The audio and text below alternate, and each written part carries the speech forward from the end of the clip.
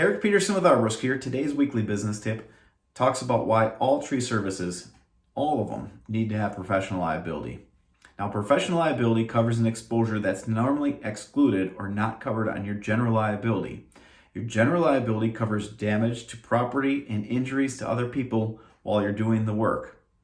Professional liability comes into play when there's an element of consulting or an element of professionalism, an element of you should know better because you're the professional arborist.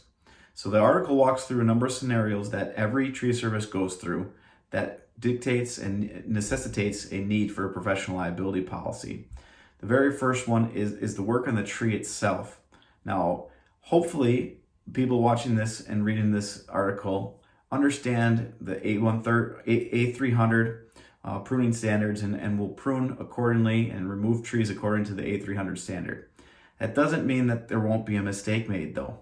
If there's a mistake made and improper pruning cut is made, or maybe it's pruned at the wrong time of year, or you did something that just was a mistake, your professional liability can come into play if that tree fails and then injures or kills somebody later on.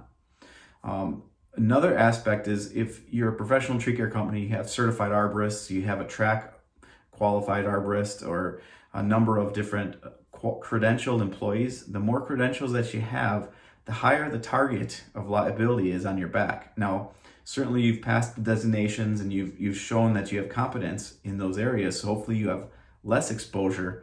But as soon as you hold a designation and something bad happens based off of your recommendation, the attorneys are going to get involved and they're going to sue you and go after you for much more because you should have known better. And that unfortunately also goes for when we talk about working in an area but not recommending work done on a certain tree. So let's say you go into the backyard and you don't mention the few issues that you see with other trees because the homeowner is only concerned about the one tree that they've asked you about. Make sure in your documentation and your write-up that you only specifically looked at that tree, because what happens is now that you're a certified arborist on site, and you didn't recommend taking care of a tree that was in the backyard that you saw or you could have seen, you were at the property and didn't mention it to the homeowner, now they sue you for that. That comes under professional liability because you didn't work on that tree, but you should have known better and you should have advised them better.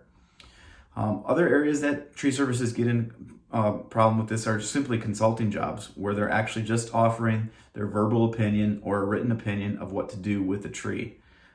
Got to have professional liability if you're a consulting arborist. The last part would be training. If you're helping any other organization with training, giving them guidance, helping them improve their business or their individual employees, you're going to need to have an educator's liability or a professional liability for that training.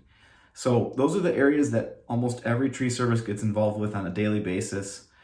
Please talk to your insurance agent about these coverages and make sure that you have at least the conversation about professional liability and understand that every tree service has a professional liability exposure.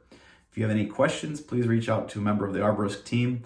We're happy to do a free insurance coverage review for you to see if you have the coverage today and what would it take to get it in place if you don't. Thanks again, and be safe out there.